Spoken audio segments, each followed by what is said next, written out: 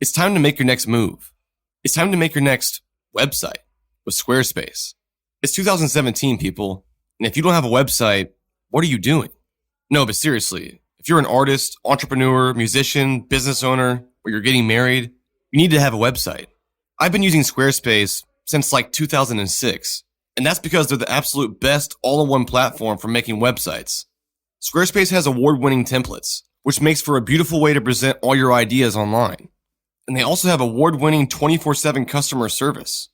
Squarespace is flexible for any kind of website. When my wife and I got married, we made a website on Squarespace. And instead of dealing with 200 plus RSVPs in the mail, everyone RSVP'd on the website. And we had all their email addresses and contact information to send them the details. Squarespace is used by a wide range of creatives, businesses, musicians, artists, designers, restaurants, you name it. So look, make your next move. Make your next website. Make your next move with Squarespace.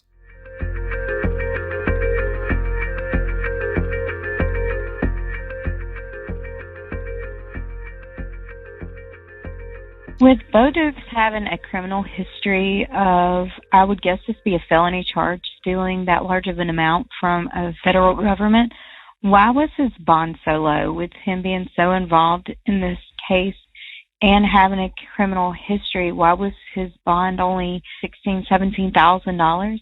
Just a little side note, I'm sure it has nothing to do with it, but isn't it strange that Marcus Harper and Bo Dukes at the same time were living in Savannah? Anyways, just curious about the bond. Thank you. They seem pretty low given the nature of this case and how high profile it is, but it also is illustrative and tells me that he's probably provided them a lot of valuable information and he's being rewarded for it. Hi, Elizabeth Lester from Auburn, Alabama. I'm just calling to ask whether or not the charges that are being brought against Bo, like if he's made some kind of deal and then later on it's revealed that his involvement was more than they previously believed, because it kind of sounds like he did more than just help get rid of the body, very suspicious circumstances. So if they were to add on more charges, would that negate any kind of deal they made with him previously? Okay, thank you. Okay, so I've given this a lot of thought. Basically, the idea is that what if he's lying and trying to spin it and say, Ryan did it, I had nothing to do with it. And sure, they go through and they get a conviction on Ryan, and let's just say hypothetically, Bo gets probation. And down the road, 10, 15 years from now, we realize, hey, it was the other way around. So the issue is, what can they do about it? Well, probably not much, because there's double jeopardy issues. They would essentially have to indict him and withstand a fierce legal challenge about double jeopardy. They could, of course, go back and charge him with perjury and false statements. One thing about it is, though, if that happens to be the case, the prosecutor could argue that they did not know until some point in the future that it was the other way around. Therefore, they weren't aware of the crime. Therefore, jeopardy had not attached. That would be the counter argument. But there's definitely a serious double jeopardy problem if that situation were to materialize. That's, I think, why they spent so much time between arresting Ryan and arresting Bo, because they needed to make very sure that they could corroborate everything that he was telling them so that they would not find themselves in that position in the future. So if there was a deal in place with Bo for information, but they find out Bo lied about something, can the deal be off the table, or is the deal just done when it's done? The deal is done already, I believe. Now, if they find something quickly that indicates he's not been truthful, because I promise you, truthful testimony and full cooperation is part of his obligation under any deal that I believe he has. And if he doesn't deliver on that promise, then they don't have to deliver on the deal. Hi, this is Gretchen from Magnolia. I had a question about the way the charges were filed. So if in the future Bo Dukes is implicated further than what his charges are, could he be charged for a different crime in the other county since he hasn't been charged in the same county as Ryan Duke? Anyway, thanks so much. Love your show. Bye-bye. It's very similar to the last question. They're not technically co-defendants. The warrants allege that Bo acted solely in Ben Hill County. They allege that he didn't do anything in Irwin County. Now, if he was doing something in Ben Hill County with Ryan, Ben Hill County could also charge Ryan. But if he's already got a deal cut to plead to something over in Ocilla, what's the point? Hey, Payne, my name is Toby. I'm listening out of Oregon. I just wanted to give my comment on the difference between a burglary and what you might call a home invasion. Now, I am prior to law enforcement, and my training and experience taught me that the high majority, I think it's about 65% of burglaries happen between 6 a.m. and 6 p.m. And that speaks to the intentions of the burglar or the thief not wanting to have any sort of confrontation, but just wanting to get in, take what he's going to get, and get out unseen. Been following the podcast for a while. I'm looking forward to the next episode. Thanks. Well, if we're talking about Atlanta or Portland in Oregon, where the caller's from, I could buy that. But this is Ocilla, Georgia. We're talking about 4,000 or 5,000 people.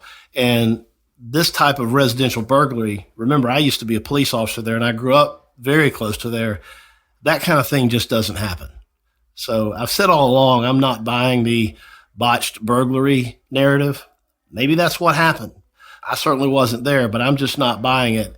And there's just not that type of burglary that occurs very often on that street. It's right by the police department. It just doesn't happen down there. People have to understand where we're talking about. This is not a major metropolitan area where you have somebody who shows up at noontime in a plumber's van so the neighbors don't notice and they go in and burglarize your house.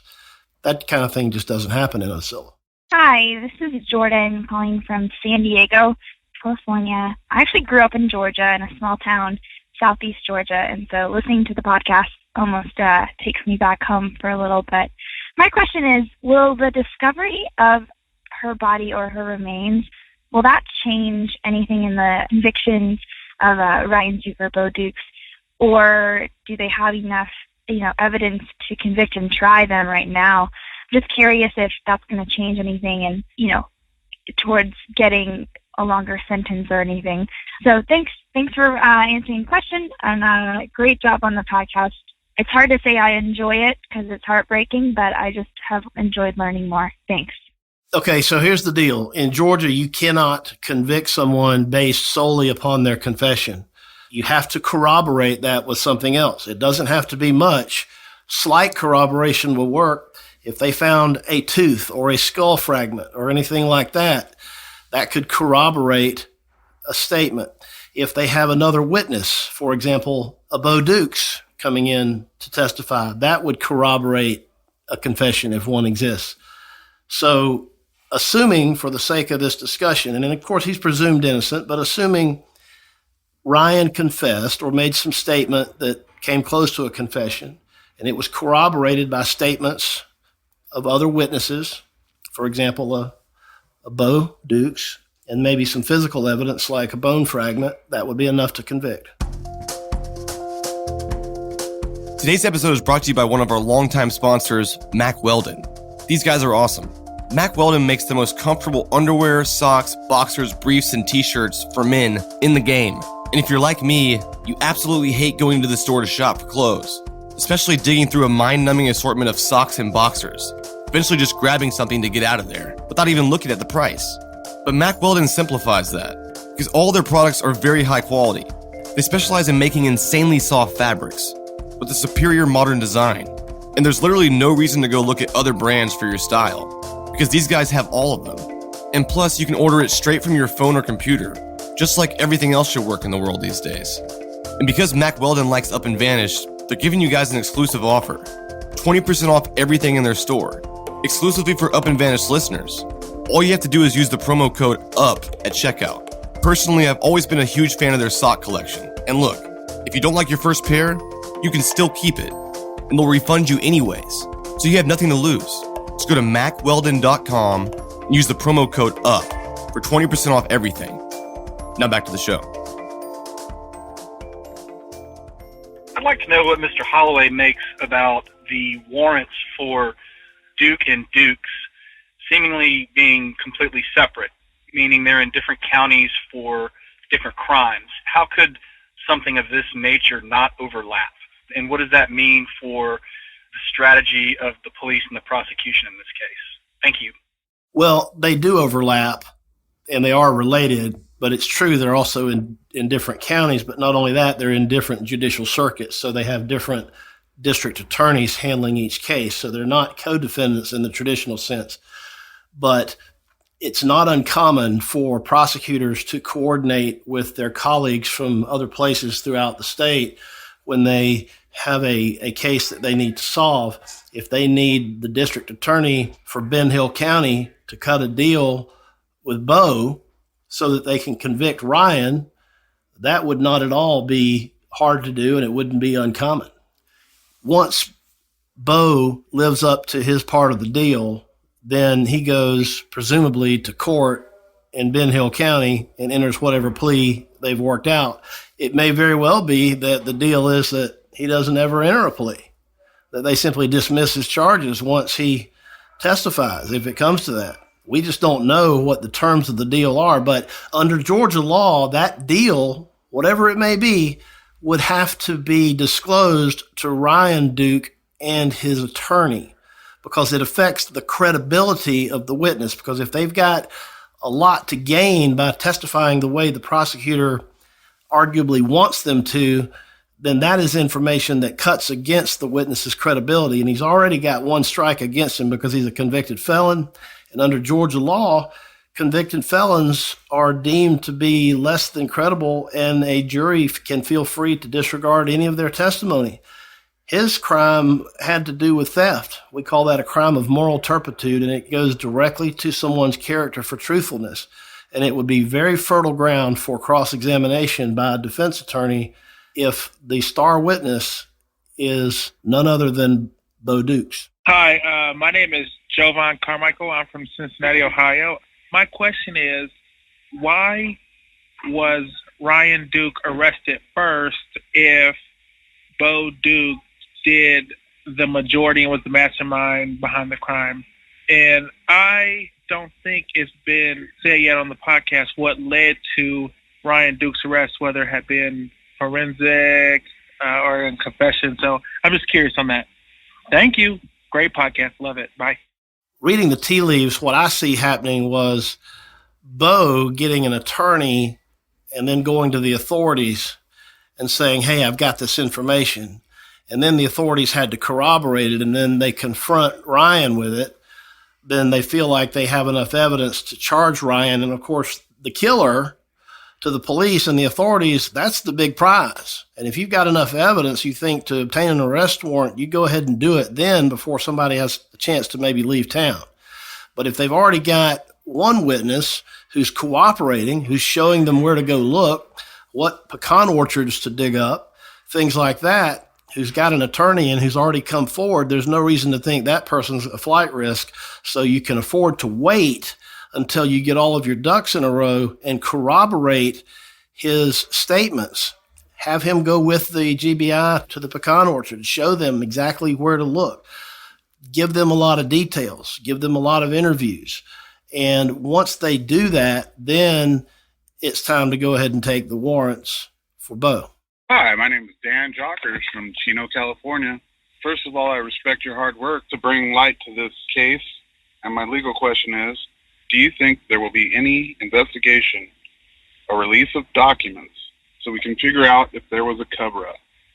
Because of Bo's family connections, I feel that the GBI had this all figured out years ago, but were asked to bury it by said connections.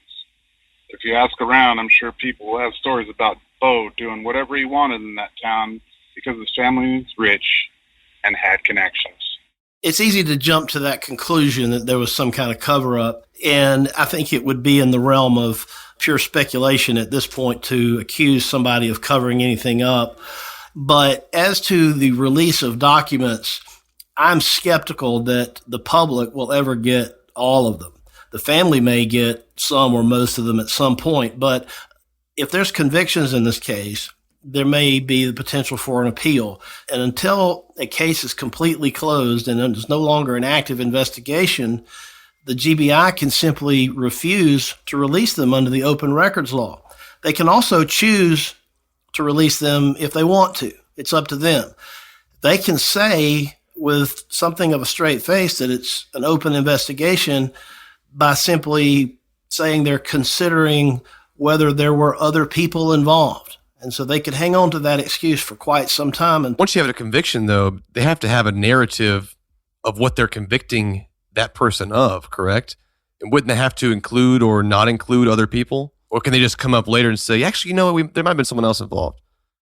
They can always hold on to that as a possibility that there may be other people, and therefore it's still an open investigation. But what's going to come out in court, if there's any guilty pleas or if there's a trial, doesn't have to be every bit of evidence that they have in their case file. They just need to present enough to meet their burden of proof beyond a reasonable doubt. Or in the case of a guilty plea, they could get away with saying even less. They could theoretically ask the defense lawyer if they stipulate that there's a factual basis for the plea. And if they say yes, then they don't have to give any details in court. Hey, Payne, my name is Ben from Southern California. There was a lot of talk in the last case evidence episode about the charges and some of the questions regarding the charges, and it was suggested that they may have been poorly thought out or poorly written. My question is it possible, as the investigation unfolds more now that the arrests have been made, to add additional charges in the court proceedings if there's more clarity as they find more things? Thanks. Love the podcast. Have a good one. So the district attorney will draft an indictment that at some point will be presented to a grand jury. And the indictment is going to be the formal charging document that works its way through the court system. The warrants are just sort of a placeholder that authorizes a jail to hold someone in custody, but they will be replaced and superseded for both defendants by indictments or potentially an accusation, which is the same thing. It's just that you bypass the grand jury and the DA draws up a similar document and it's just filed into the clerk's office. But the warrants are not the formal charging documents. And to the extent that there's any inconsistencies in the wording of any documents like the warrants, the DA has the opportunity to clean that up and make sure that whatever is filed meets all of the elements of the law. The DA can absolutely increase charges. They can decrease charges. They can do practically anything with the grand jury. There's a saying that a good DA or even a bad DA could indict a ham sandwich because there's no other party there. The defense is not there. There's no judge there. It's just 22 some odd people and the prosecutor and probably one investigator. So they can get a grand jury to charge anything they want, and they can increase charges against either of the co-defendants theoretically. Hi, this is Jessica.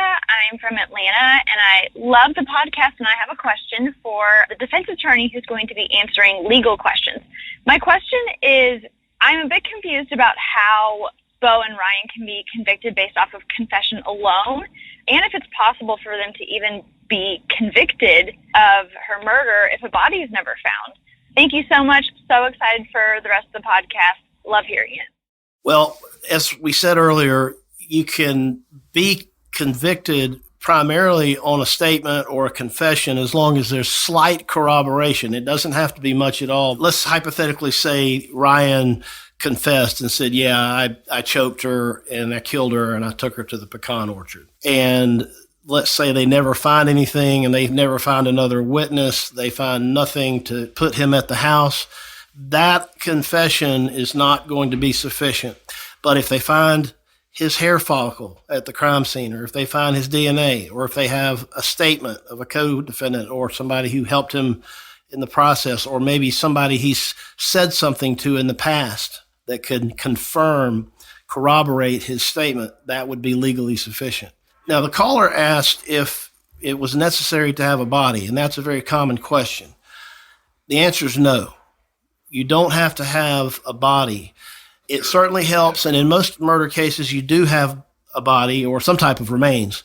It's called the corpus delicti, the body of the crime, but it's not an essential element of the offense that the prosecutor produce motive or a body. they could get a conviction without either one of those. How well did you sleep last night? Most Americans get less than the recommended 7 to 8 hours a night, and that used to be me. But now, every single night, I'm getting the best sleep of my life, only because of one reason: my Sleep Number bed. My Sleep Number bed lets me choose my ideal firmness, comfort, and support for each side of the bed, so it's perfect for me and my wife. And they have this thing called Sleep IQ technology that tracks your sleeping patterns. And right now, during the Ultimate Sleep Number event, you can save 50% on their innovative limited edition bed. Sleep Number has been ranked highest in customer satisfaction with mattresses by J.D. Power 2 years in a row now. It's no secret that this is the best mattress out there, and there's never been a better time to visit a Sleep Number store and save 50% on a limited edition bed during this Ultimate Sleep Number event. And plus, Queen C2 mattresses are now only $5.99. So if you want better sleep, or it's time for a new mattress, I'm telling you, this is where you need to go. You'll only find Sleep Number at any of the 500 Sleep Number stores nationwide. Find the one nearest you by going to sleepnumber.com, and be sure to tell them that Up and Vanish sent you. Now back to the show. Hey, Payne, hey, Philip. This is Todd from Athens, Georgia. I'm kind of familiar with the criminal justice system in Georgia, but I'm curious, since both Bo Dukes and Ryan Duke don't have the same charges, will they be co-defendants together? You know, if both cases do go to trial, will they be tried together, or are their cases being handled separately? Anyways, great job, and I love listening. I look forward to the episode on Thursday. Thanks. Bye. Their cases are being handled separately because they're in different counties and different jurisdictions, and they're not technically co-defendants. Here's the thing, though. Bo is going to be a witness in any trial that Ryan might have. And I say might because I don't believe there's going to be one. But if there is one, the deal is that Bo gives truthful testimony in that trial and cooperates fully. So there's not going to be a trial involving both of them as co-defendants. If there's a trial, one of them is going to be a witness in the witness chair, and the other one's going to be seated at the defense table. Hi, Up and Vanished. This is Carrie from Dayton, Ohio. I've been listening to the podcast since the beginning, and right now the question that I have is, even though it's been alluded to many times in the podcast and in other news outlets that Tara's remains may have been found, I'm wondering what's going to happen to the case if her remains don't end up being found in the pecan grove. Does that affect the convictions against Bo or Ryan? And if so, what is that going to look like for their future cases? Thanks. Keep up the good work. Bye-bye. Well, the arrest warrants against Bo allege that he did certain things with remains. So that suggests to me that they found remains. We know that before the gag order went into place, they made statements that some things of evidentiary value or items of evidence were found. They didn't go into a whole lot of detail, but I think reading between the lines and looking at those warrants, I'm fairly confident they found some type of physical remains. It may not have been much, but I think it's very difficult to completely destroy a body. Hi, question for Mr. Holloway. This is Tony over in Greenwich, Connecticut. It's been said that Bo Dukes may have worked a deal to testify in exchange for a reduced sentence, undoubtedly describing Ryan Duke as the main perpetrator. Couldn't Ryan Duke now say, wait, I confess because I was scared, Bo did it, I just helped, and I want a deal to testify? I mean, because actually, based on Bo's background description and personality, he does seem more likely to have done it. Anyway, who gets picked for the testify deal? Is it just who first requested it, or, who had the fastest acting lawyer? Just wondered. Thank you very much. Well, a lot of times when you have co-defendants, and they truly are co-defendants in the sense that they acted together to commit a crime, oftentimes it's which lawyer gets to the prosecutor first and offers to help that gets the deal. That much is true. But that's not really what we have here, because the way it's been alleged is that Ryan acted alone in terms of the death, but only later did Bo get involved. And see, Georgia doesn't have any law like an accessory after the fact that could cause Bo to be liable for the murder. We have what's called a party to the crime. If you participate in any way, encourage somebody, help, participate at all in the commission of a crime, you can be charged and convicted and sentenced just as the main perpetrator. So unless they have some evidence that Bo was at that house in Ocilla and participated in any way, then he's not a party to the crime. At best, he is someone who is guilty of, as alleged, hindering the apprehension of a criminal, destruction of evidence, hiding a body, and those types of separate criminal offenses. But we don't have criminal liability for accessories after the fact in the state of Georgia. Hi, Payne. My name is Heather, and I'm calling from Louisiana. This week, when you were talking to Philip Holloway, he mentioned that Ryan Duke and Bo Dukes may have already struck deals with law enforcement and that they may plead guilty without ever having to go to trial. He also mentioned that if this is the case, the GBI may decide to keep the case open to prevent any public records release from happening in case of appeals. My question is, if that does indeed happen, would the family be privy to the information that law enforcement has, even if the public is not? If I had to guess, and it would only be a guess, I think the family probably has already been made aware of a lot of things that we in the public or in the media don't know. Georgia has a Crime Victims Bill of Rights, and it allows and requires prosecutors to include family members in decision-making processes such as who do we give deals to and what kind of deals are they. Now, the tail doesn't literally get to wag the dog. It's ultimately up to the prosecutor, but they are required at least to consult with and confer with the family and to consider their wishes. So in so doing, it's almost impossible to comply with the Crime Victims Bill of Rights without telling them what happened. So I believe the family, certainly the stepmother and father, and perhaps other close relatives know more than we all do, and they're probably just maintaining their privacy and keeping it to themselves. Hey, it's Kristen from Minneapolis. Loving your podcast. Curious to know if Bo Duke comments on the website or on Facebook are admissible in court. Just curious. Good job. Loving it. Keep going. Thank you. Yeah, wow. I'm so glad that question was asked because I really wanted to answer it. The answer is hell yes. Anything that somebody says can and will be used against you in court. We've all heard that a million times. It's part of the standard Miranda warning.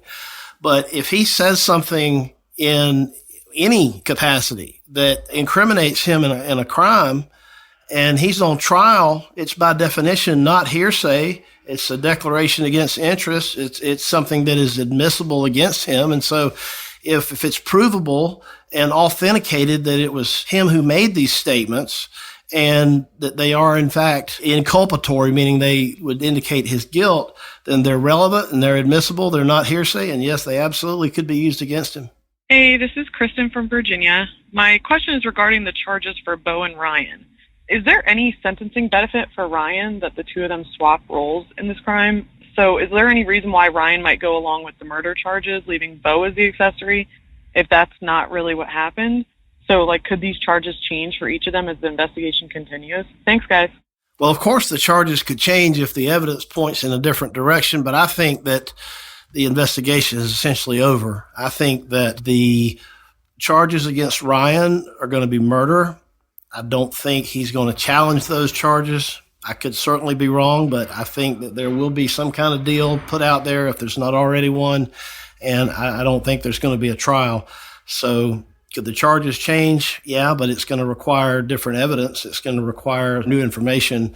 Otherwise, I think things are where they are. You know, Payne, listening to these questions that have come in to the voicemail line and on social media and to me directly and to you directly, it seems like a lot of people are really interested in sort of the real world of what goes on in the court system and like lifting the veil from the process. I wonder if this is something we should consider doing more of, maybe a separate podcast. What do you think? I like that idea.